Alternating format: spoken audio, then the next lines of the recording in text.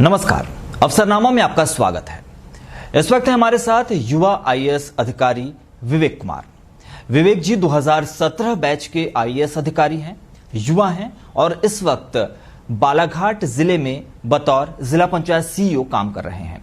विवेक जी, आपका बहुत बहुत स्वागत है बंसल न्यूज पर। सबसे पहला सवाल मेरा आपसे होगा, जिस तरीके से आपने एक बहुत कम उम्र में 2017 में यूपीएससी की परीक्षा पास की, आईएएस अधिकारी बने और एक उपलब्धि आपके नाम और है, 2016 में आप आईपीएस के लिए भी चुने गए थे, लेकिन उसके बाद जब आपका चयन आईएएस अधिकारी के रूप में हुआ तो आपने मध्य प्रदेश कैडर चुना और आज आप सेवाएं दे रहे हैं।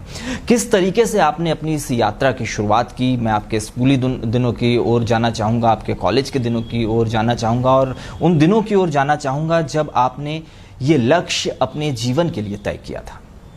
निशान जी, आपका बहुत बहुत धन्यवाद। आपके इस प्लेटफॉर्म के माध्यम से मुझे देश के जो युवा हैं उनसे संवाद करने का मौका मिला है। मेरी शुरू की जो पढ़ाई हुई है मिलिट्री स्कूल बैंगलोर से हुई है, बोर्डिंग स्कूल से मैंने पढ़ाई की है। उसके बाद मैंने आईआईटी रुड़की से मैकेनिकल इंजीनियरिंग की और 2012 से 2016 तक मैं एज ए साइंटिस्ट मैंने डीआरडीओ में काम किया। 2016 में आईपीएस ज्वाइन किया था और फिर 2017 में आईएएस मैंने ज्वाइन किया। चूँकि मेरा नेटिव बिहार है तो शुरू से ही ये था कि सिविल सेवा और फिर लोगों के लिए कुछ बेहतर करने की चाह। बट जब मैं कॉलेज में गया तो उसमें थर्ड ईयर में मुझे रशिया में भी काम करने का मौका मिला। रशिया में मैंने इंटर्नशिप किया, वहाँ पे मेरे रिसर्च पेपर पब्लिश हुए, तो वहाँ से थोड़ा सा शिफ्ट मेरा रिसर्च की तरफ गया। यही सबसे बड़ा कारण रहा कि कॉलेज के बाद मैंने डीआरडीओ ज्वाइन किया था। बट एक बार जब मैं डीआरडीओ में आया तो संभवतः ऐसा है कि रिसर्च के लिए आपको बहुत ही ज़्यादा पेशेंस की आवश्यकता है, क्योंकि आपका जो डे टू डे का काम है उसका आउटकम आप तुरंत नहीं देख पाते हैं। तो संभवतः ऑर्गेनाइजेशन के लिए मैं स्वयं उतना उपयुक्त नहीं था, तो फिर इसलिए मैंने वापस 2014 में मैंने निर्णय लिया कि मैं सिविल सेवा फिर से देने की तैयारी करूंगा। तो मैंने 2014 में तैयारी अपनी शुरू की, फिर 15 में मैंने एग्ज़ाम दिया, तो फिर उसका रिज़ल्ट 16 में आया जिसके थ्रू मेरा आईपीएस हुआ। और फिर मैंने 16 में फिर से एग्ज़ाम दिया और फिर एग्ज़ाम देने के बाद फिर मैं एकेडमी गया, एनपीए एकेडमी ट्रेनिंग में था, उसी समय रिजल्ट आया, तो फिर मेरा आईएएस में सिलेक्शन। एक बिल्कुल आप स्थायित्व की तरफ बढ़ रहे थे, आप साइंटिस्ट के तौर पर काम कर रहे थे, उस क्षेत्र में आपके सामने एक बहुत शानदार करियर आपका इंतज़ार कर रहा था। इस बीच ये निर्णय लेना कि इस राह को छोड़कर अब यूपीएससी की राह पर चलना है, तो ये निर्णय लेने में आपको किस तरीके के द्वंद्व का सामना करना पड़ा? सबसे पहला द्वंद्व तो था फैमिली का, कि फैमिली के भी पॉइंट ऑफ व्यू से एज ए साइंटिस्ट बहुत ही बढ़िया जॉब था। तो सबसे पहले मैंने उन लोगों को समझाया और फिर उनको समझाने के पहले स्वयं को इस निष्कर्ष पे पहुंचना कि हाँ, आपको सिविल सेवा की परीक्षा करनी है, क्योंकि इसकी तैयारी स्वयं में बहुत ही बड़ी तैयारी रहती है। तो उसका निर्णय, जैसा कि मैंने आपको बताया, सामान्यतः जो भी मैं वहाँ पे काम कर रहा था, और इसमें ऑर्गेनाइजेशन की कोई भी गलती नहीं है। तो ऑर्गेनाइजेशन का नेचर ऐसा है कि रिसर्च में आपको आपका डे टू डे लाइफ का जो काम होता है उसका इम्पैक्ट तुरंत नहीं दिखता है। तो वो एक मेरे लिए सबसे बड़ा रीज़न रहा। और एक बार जब मैंने ये सोच लिया कि हाँ, सिविल सर्विसेज की तैयारी करनी है, उसके बाद में भी बाधाएँ आई कि जैसे जॉब के साथ ही मैंने तैयारी की, तो उसमें उतना ज़्यादा समय नहीं मिल पाता था। लेकिन उस समय पे मैं ये श्योर था कि यदि मैं अच्छे से टारगेटेड वे में रहूं तो प्रतिदिन यदि ऑफिस के बाद मैं 4 to 5 आवर्स दे रहा हूं, सैटरडे संडे मेरा ऑफ रहता था, यदि उसको मैं बढ़िया से यूज़ करूं सैटरडे संडे को, तो फिर ये परीक्षा बहुत ही ज़्यादा मुश्किल नहीं है। इसमें सबसे बड़े साथी मेरे रहे हैं प्रीवियस ईयर क्वेश्चन पेपर्स और फिर सिलेबस, क्योंकि दोनों ही ऐसी अपनी मार्गदर्शिकाएं हैं जो कि आपको सड़क पे जहाँ तक आपको जाना है वहाँ तक आपको बनाए रहती हैं। जिस तरीके से आपने इंजीनियरिंग किया, फिर आप उसके बाद साइंटिस्ट हुए, फिर उसके बाद आपने आईपीएस क्वालिफाई किया, फिर आप आईएएस के तौर पर फिलहाल काम कर रहे हैं, इससे समझा जा सकता है कि आपका बचपन से स्कूली जीवन से ही अध्ययन में आपकी रुचि रही होगी। तो आप अगर उस दौर में वापस लौटते हैं तो आपको किस तरीके के छात्र के रूप में आप अपने आप को पाते हैं, और मौजूदा समय के स्टूडेंट्स को आप किस तरीके की सलाह देंगे?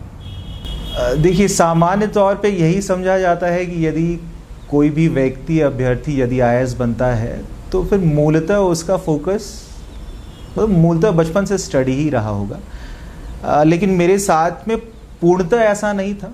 मतलब शुरू से मेरी बहुत ही ज़्यादा रुचि स्पोर्ट्स में रही है, और फिर स्पोर्ट्स में मैंने हॉकी में भी नेशनल्स खेला हुआ है, जूडो में नेशनल्स खेला हुआ है, बास्केटबॉल में स्टेट्स खेला हुआ है, क्रिकेट में मैंने स्टेट्स खेला हुआ है। तो पढ़ाई और स्पोर्ट्स दोनों मेरे साथ में जीवन में साथ साथ रहे हैं, और अब तक की मेरी जो अपनी अंडरस्टैंडिंग हो पाई है, पढ़ाई के लिए एक साथ में रुचि जो कि पढ़ाई से भिन्न हो, वो चीज़ ज़रूरी है, लेकिन वो रुचि आपकी सकारात्मक होनी चाहिए।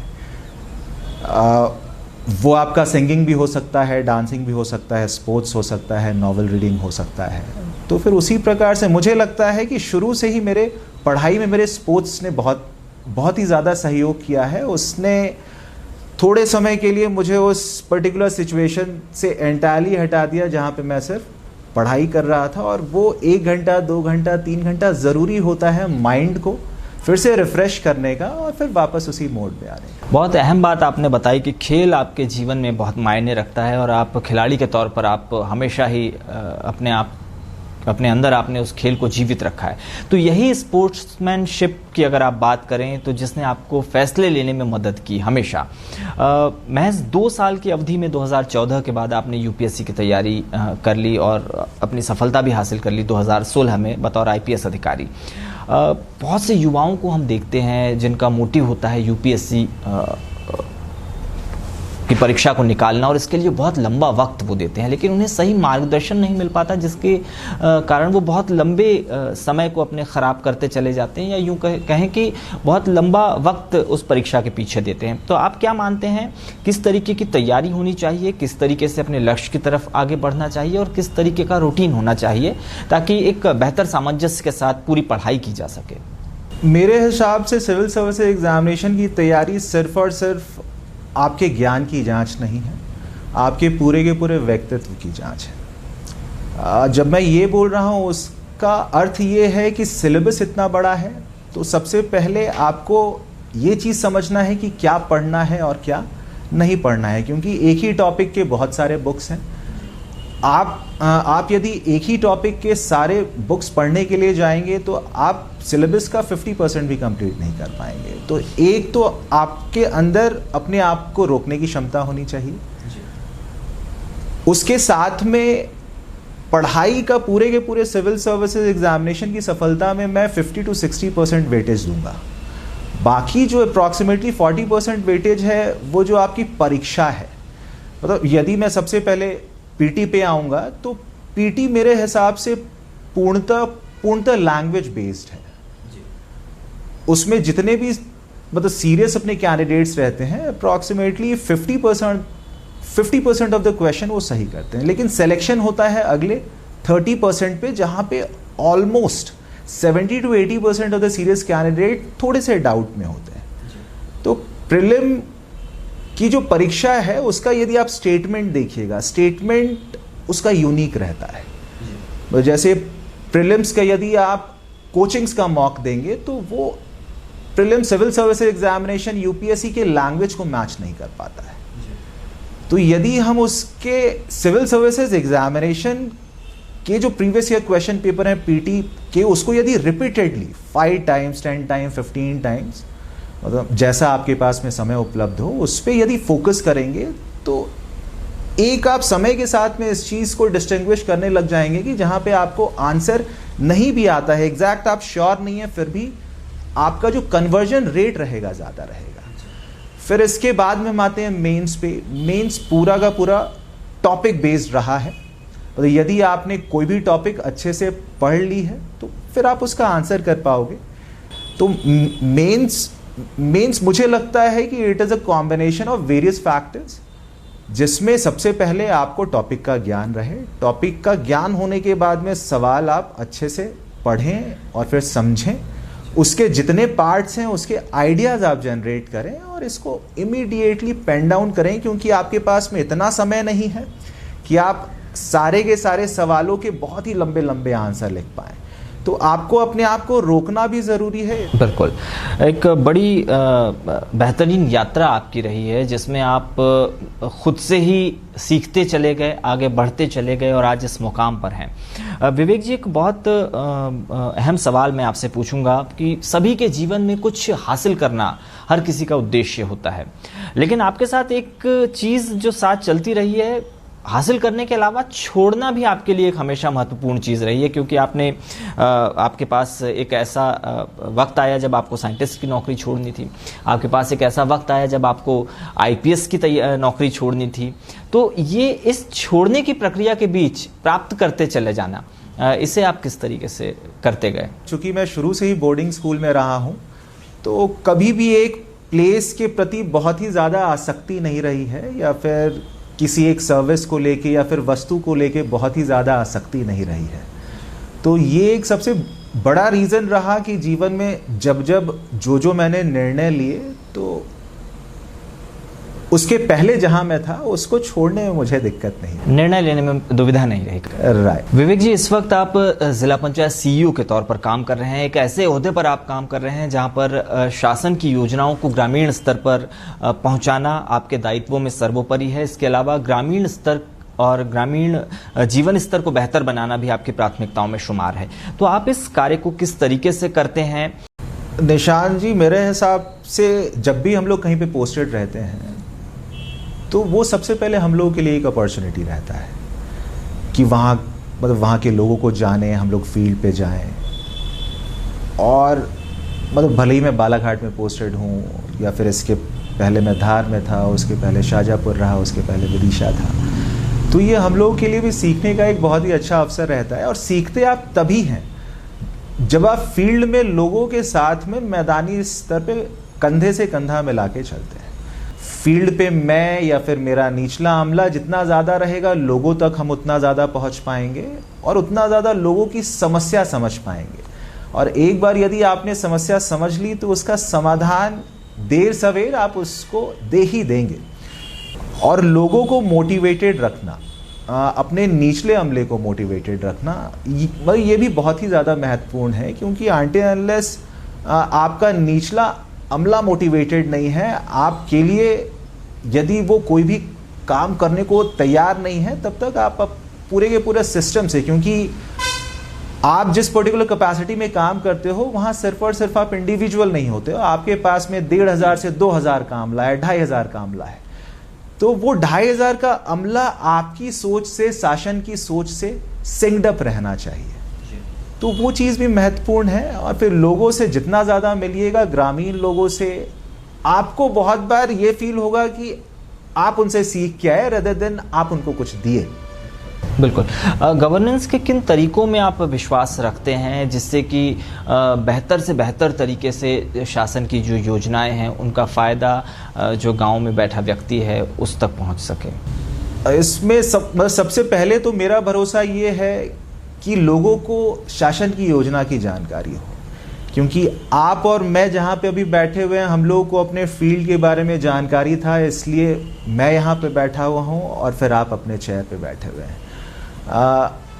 थोड़े समय के लिए हम लोग ये चीज़ इमेजिन करें कि हम दोनों ऐसे बैकग्राउंड से होते जहाँ पे सिविल सर्विसेज क्या है, मीडिया क्या है, या फिर प्रधानमंत्री आवास क्या है, इसके बारे में लोगों को जानकारी नहीं हो। तो सबसे बड़ा जो बैरियर है वो है जानकारी का अभाव। तो सबसे पहली प्राथमिकता तो मेरी ये रहती है कि लोगों को ज़्यादा से ज़्यादा जानकारी दे पाऊँ, ताकि वो स्वयं सिस्टम से आके सवाल करें कि नहीं भाई ये चीज़ मेरा अधिकार है और फिर ये चीज़ मुझे मिलना चाहिए। दूसरा ये है कि लोगों को मछली खिलाने से ज़्यादा बेहतर है कि उसको मछली पकड़ना सिखा दिया जाए।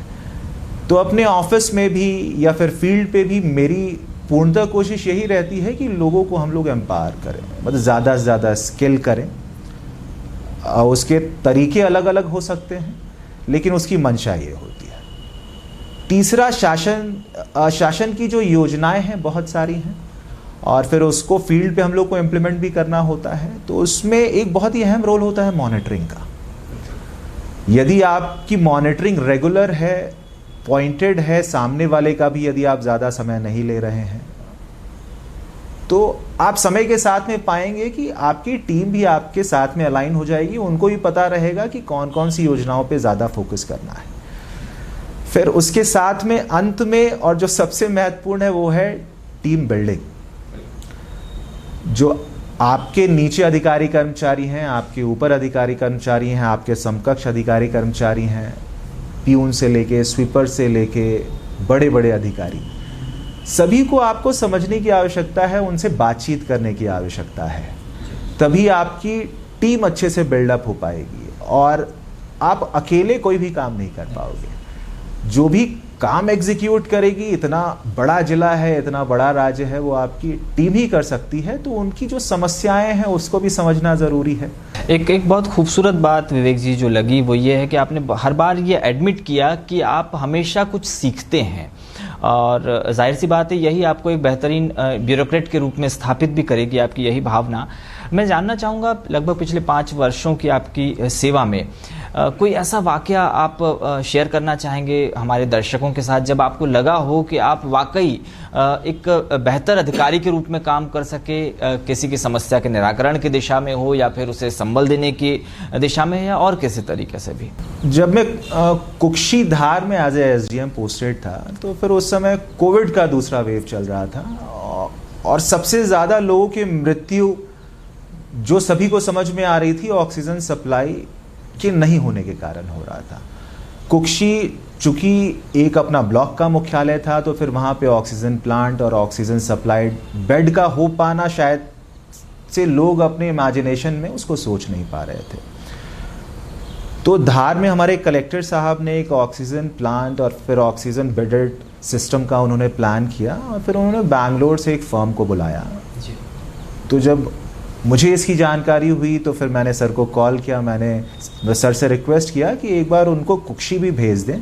तो फिर उनका सवाल ये था कि इसकी फंडिंग कहाँ से लाओगे। तो फिर मैंने सर से रिक्वेस्ट किया कि सर फंडिंग मतलब सेकेंडरी है, आपके सहयोग से और फिर बाकी लोगों के सहयोग से हम लोग फंडिंग भी कहीं ना कहीं से लेके आ जाएंगे। तो उसके बाद में सर्वे की टीम यहाँ पे आई, और फिर उन्होंने सर्वे किया, हम लोगों ने अपना प्रपोजल दिया।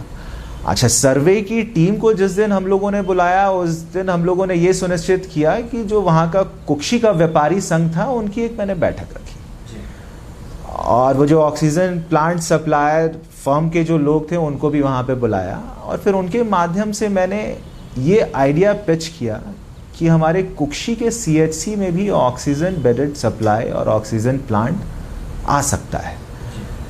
तो वहाँ पे लोग बहुत ही ज़्यादा पॉजिटिव रहे, और फिर जो हमारी कंपनी है प्लांट की, उनका पिचिंग का भी वे ऐसा था कि लोग उनसे कन्विंस हुए, और फिर हमारी टीम ने जो आइडिया रखा था उससे भी वो कन्विंस हुए। टोटल अपनी लागत थी 35 लाख रुपए। हम लोगों ने अगले 15 से 20 दिन में 37 लाख हम लोगों ने इकट्ठा कर लिया, और ये पूरी की पूरी फंडिंग लोगों के ही माध्यम से हुई। 100 रुपए से लेके 1 लाख रुपए तक का लोगों ने योगदान दिया। और फिर उसके बाद में आज भी कुक्षी में वो पूर्णतः अपना ऑक्सीजन प्लांट संचालित है। उसके बाद में 1 साल के बाद में एक और ऑक्सीजन प्लांट वहाँ पे लगा, बट वो एक बहुत ही अच्छा अनुभव था। और फिर उस समय फील हुआ कि हाँ, जिस चीज़ के लिए भारतीय प्रशासनिक सेवा मैंने ज्वाइन की थी, तो मतलब वो चीज़ सार्थक हुई, क्योंकि उससे बहुत सारे लोगों को फ़ायदा हुआ। जी बिल्कुल। मैं आपके पारिवारिक पृष्ठभूमि की ओर जाना चाहूँगा। आप किस तरीके की आपका बचपन बीता, आपके पेरेंट्स के बारे में अगर आप बताना चाहें, और इसके अलावा आपके बेटर हाफ के बारे में भी अगर आप शेयर करना चाहें तो। मेरा फैमिली बैकग्राउंड एग्रीकल्चर से है। मेरे फादर और मदर बहुत ही सिंपल लोग हैं। नेटिव प्लेस मेरा गया बिहार है, और मेरी शुरू की जो स्कूलिंग हुई थी 5वीं तक, वो तो वहीं हुई गया में, और फिर उसके बाद फिर मैं बोर्डिंग स्कूल में गया बैंगलोर में। मेरे एक भैया हैं जो कि अभी बिहार में असिस्टेंट प्रोफेसर हैं, और फिर मेरी 2 सिस्टर्स हैं, बड़ी सिस्टर्स हैं। एक अभी जमशेदपुर में सेटल्ड हैं और फिर दूसरे भी हैदराबाद में सेटल्ड हैं। तो हमारा पारिवारिक जीवन सामान्य रहा है, मतलब मिडिल क्लास फैमिली, और फिर मिडिल क्लास के जो भी इश्यूज़ हैं, और फिर इश्यूज़ तो मैं नहीं कहूँगा, इश्यूज़ में भी बहुत ही ज़्यादा अपॉर्चुनिटी रहती है, वही आपके व्यक्तित्व को भी निखारती है। तो वहाँ से भी बहुत सारी चीज़ें सीखी डे टू डे लाइफ से। फिर उसके बाद में जॉब के बाद में फिर मतलब मेरी जो लाइफ पार्टनर हैं तो वो भी अभी वर्किंग है, आईटी सेक्टर में है, और अभी उनका वर्क फ्रॉम होम चल रहा है। यहाँ पर नेचर ने बहुत कुछ दिया हुआ है, तो यहाँ के संसाधनों के उपयोग के लिए आप भविष्य में किस तरीके की संभावनाएं देखते हैं? सबसे पहले हम लोगों को ये चीज़ समझने की आवश्यकता है कि अपनी 5 उंगली बराबर नहीं हो सकती। तो जैसा हम लोग विकास भोपाल और इंदौर में देखते हैं, तो फिर इमीडिएटली हम लोग की अपेक्षा बालाघाट में वैसी नहीं होनी चाहिए, क्योंकि वहाँ का जो लोकेशन है और फिर वहाँ पे जो फंडिंग है, आसपास के जो ज़िले हैं, उसकी पूरी की पूरी इकॉनमी है, वो अपनी एंटायरली डिफरेंट है। इस परिप्रेक्ष्य में बालाघाट के पास में भी बहुत सारी अपॉर्चुनिटीज़ है, तो वो मैं एक एडिशनल अपॉर्चुनिटी के रूप में देखता हूँ कि जहाँ पे हम लोगों के पास में समस्या ये है कि लोग मतलब रबी सीज़न में और यहाँ से दूसरे राज्यों में जाते हैं, दूसरे शहरों में मजदूरी करने के लिए जाते हैं। तो स्व सहायता समूह का जो मूवमेंट है, मुझे एक आशा की किरण लगता है कि वो पलायन को रोकने में सक्षम है। जैसा कि आपने बताया, नक्सलिज्म का भी इशू है, तो मतलब नक्सलिज्म मेनली वहाँ पे ज़्यादा आता है जहाँ पे हम लोगों का विकास नहीं होता है। जैसा कि हम लोग देख रहे हैं कि छत्तीसगढ़ में जैसे जैसे नक्सलिज्म पे ज़्यादा स्ट्रिक्ट हो रही है सरकार, तो फिर नक्सल्स का मूवमेंट हम लोगों की तरफ है। तो अब ये हम लोगों के लिए बहुत ही अच्छी अपॉर्चुनिटी है कि जो भी हम लोगों के गांव नक्सल प्रभावित हैं, वहाँ ज़्यादा से ज़्यादा विकास शासन की जो योजनाएं हैं, ज़्यादा से ज़्यादा वहाँ पे पहुँचाएँ। एक जो हम लोग के लिए बढ़िया अपॉर्चुनिटी रहेगी वो है बिजली का साधन और फिर सिंचाई का साधन, क्योंकि अपने नक्सल प्रभावित एरिया जो है वहाँ पे कहीं ना कहीं हम लोगों ने ये ऑब्जर्व किया है कि बिजली एग्रीकल्चर फीडर के पॉइंट ऑफ व्यू से जितनी क्षमता की होनी चाहिए वहाँ पे उतनी क्षमता की अभी पूरे के पूरे एरिया में उपलब्ध नहीं है। तो वो एक बहुत ही अच्छा अपॉर्चुनिटी है हम लोगों के लिए काम करने के लिए। हम लोगों ने उसके DPRs भी बनवाए हैं, और फिर इसमें केंद्र शासन हो गया, राज्य शासन हो गया, उनके साइड से भी पूर्णतः सहयोग है। यदि बालाघाट शहर की बात करें तो बालाघाट मतलब शहर राज्य के दूसरे बहुत सारे शहरों से ज़्यादा विकसित है। यदि मैं रेस्टोरेंट्स की भी बात करूं, मतलब हो सकता है कि ये आपको बहुत ही सामान्य सा बिंदु लगे, लेकिन यहाँ पे इंडियन कॉफ़ी हाउस का होना स्वयं में ये एक बहुत ही अच्छा प्रतीक है कि यहाँ पे लोकल लोगों के पास में सोर्सेज हैं, संसाधन हैं। बिल्कुल विवेक कुमार साहब, एक अंतिम सवाल मैं आपसे पूछूंगा। आप युवा IAS अधिकारी हैं और बहुत से युवाओं की प्रेरणा है, तो समाज को, युवाओं को, चाहे वो किसी भी फील्ड के हों, चाहे वो उद्यमी बनना चाहते हों, चाहे वो नौकरी पेशा बनना चाहते हों या किसी भी क्षेत्र में काम करना चाहते हों, उन्हें एक सकारात्मक संदेश आप क्या देना चाहेंगे जिससे वो समाज को और हमारे देश को मजबूत कर सकें? निशान जी, मैं तो मतलब इस चीज़ का सबसे बड़ा बिलीवर हूँ कि आज जो भी हम लोग हैं वो सिर्फ और सिर्फ हमारे समाज की देन है। चाहे वो माता पिता के तौर पे हम लोगों को उन्होंने लालन पालन किया, हम लोगों को स्कूल में पढ़ाया, अच्छी शिक्षा दी, या फिर हमारे शिक्षक जिन्होंने अपनी जिम्मेदारी समझ के हम लोगों के साथ में अपना पूरा का पूरा जीवन लगाया, या जो भी व्यक्ति स्पोर्ट्स में जाना चाहते हैं उनके कोच, या फिर उनके लिए बनाया हुआ इंफ्रास्ट्रक्चर भी हम लोग, और यदि सोचे स्टेडियम, तो फिर स्टेडियम अपना बनता है जो शासन उसमें योगदान करती है। शासन योगदान करती है जो लोग टैक्स के फॉर्म में उनको पैसा देते हैं। तो कहीं ना कहीं यदि इस प्रकार से देखें तो जो भी हमारे जीवन में गतिविधि रही है, हम लोग हमेशा समाज से सपोर्टेड रहे हैं। तो जब हम लोग जीवन भर समाज से सपोर्टेड रहते हैं तो ये हम लोग की जिम्मेदारी है कि हम लोग जहाँ पे भी रहें समाज को हम लोग वापस दें। चाहे वो आप आईटी सेक्टर में हो, आईटी सेक्टर में भी आप यदि काम कर रहे हैं तो फिर आप अल्टीमेटली लोगों के लिए ही काम कर रहे हैं। तो यदि आप स्पोर्ट्स खेल रहे हैं तो भी लोगों के लिए एंटरटेनमेंट का एक बहुत ही अच्छा स्रोत बन रहे हैं। तो यदि आप सिविल सर्विसेज में हैं तो भी आप लोगों के लिए ही काम कर रहे हैं। लेकिन हम लोगों को किसी पद पे आने का इंतजार नहीं करना है। जहां हैं आप स्कूल में हैं तो फिर अपने दूसरे जो दोस्त हैं जो कि दूसरे विषय में वीक हैं उनको सपोर्ट करिए। कॉलेज में आए तो फिर वहां पे भी जहां पे जो भी संभव है, कोई भी नीडी व्यक्ति है उसको सपोर्ट करिए। सर्विस में आ जाते हैं तो आपका जो मेन काम है उससे आपको ज़्यादा समय नहीं मिल पाता है, लेकिन मेरा सभी से अनुरोध ये रहेगा कि थोड़ा समय लोगों के लिए निकालें, लोगों के बीच में बैठें। जो आपका स्वयं का परिवेश है उससे थोड़ा सा निकले, लोग भी आपको बहुत कुछ सिखाएं। तो एक युवा अधिकारी जो कि इस वक्त बालाघाट में जिला पंचायत सीईओ के तौर पर काम कर रहे हैं, लगातार लोगों के बीच रहकर काम करने में विश्वास रखते हैं, अपने अधिकारियों, अपने कर्मचारियों और अपने अमले के बीच एक बेहतर कम्युनिकेशन के साथ उनसे जुड़े रहने में बिलीव करते हैं। विवेक कुमार जो कि 2017 बैच के आईएएस अधिकारी हैं, एक शानदार तरीके से उन्होंने अपने करियर का आगाज किया है और उनके भविष्य के लिए हम बहुत बहुत शुभकामनाएं देते हैं। विवेक कुमार साहब, हमसे जुड़ने के लिए बहुत बहुत धन्यवाद। निशान जी, आपको भी बहुत बहुत धन्यवाद।